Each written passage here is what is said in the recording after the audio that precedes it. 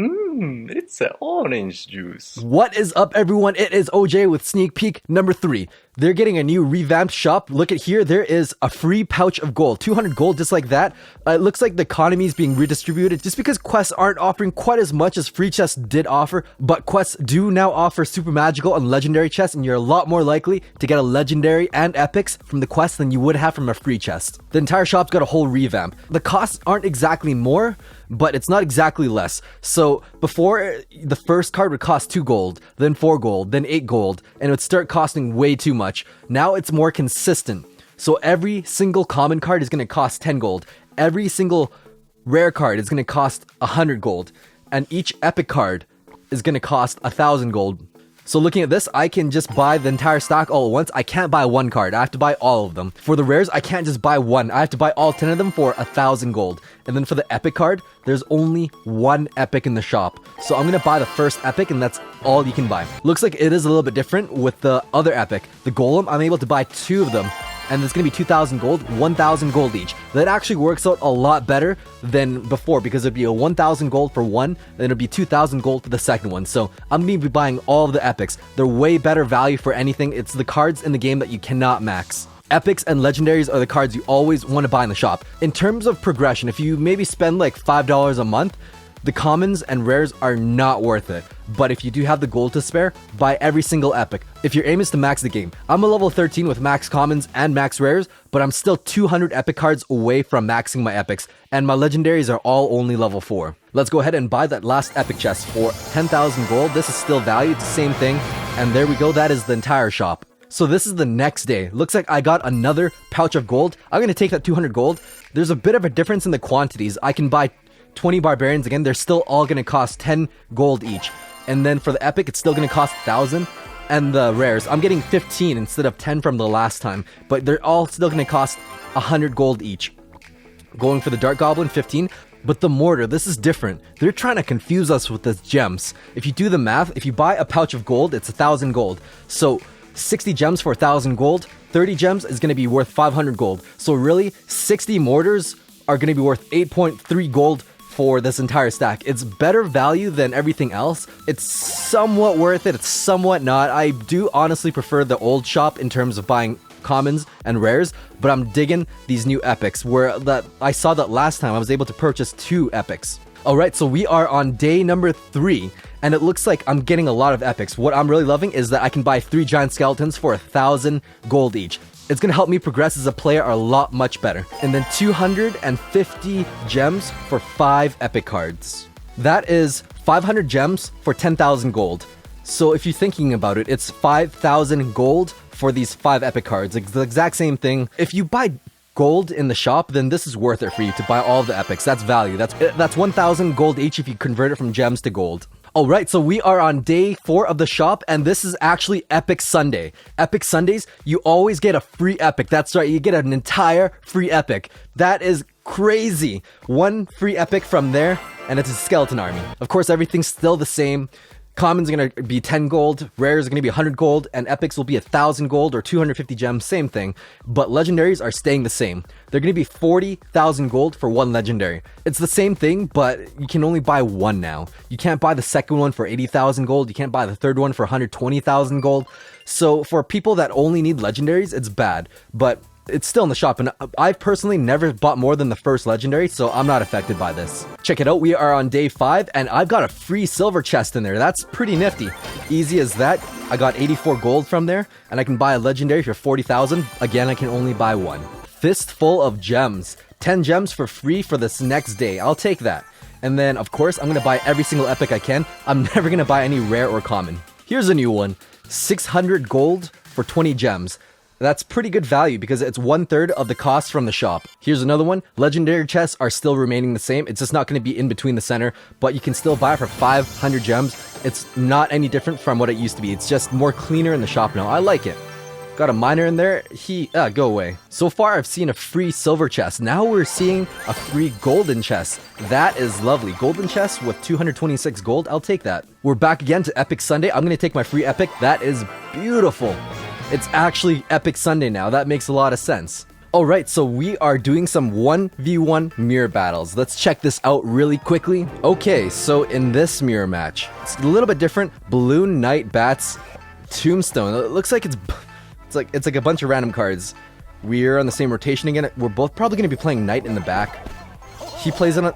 Okay, so we both seem to be always playing it on the left side. His left side is my right side, so... Gonna plant Musketeer there. My Musketeer is a little bit more aggressive than his. Okay.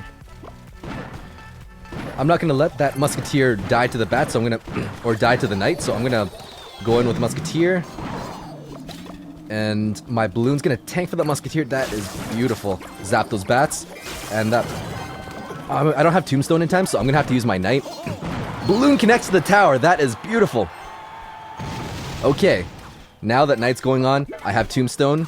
I'm gonna plant the Tombstone 5 tiles from the river.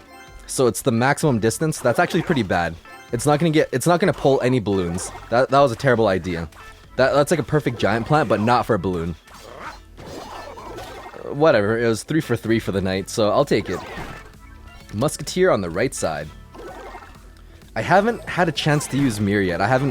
The only time I used it was that one game where he mirrored the princess, so I mirrored my arrows.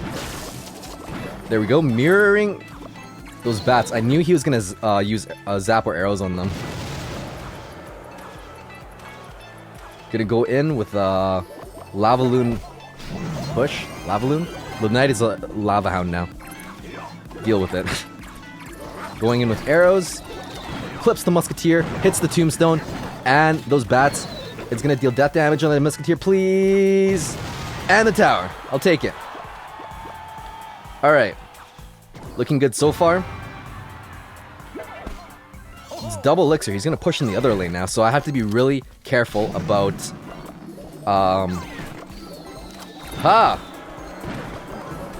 I knew he was gonna do something with the bats. I thought he was actually gonna zap the bats.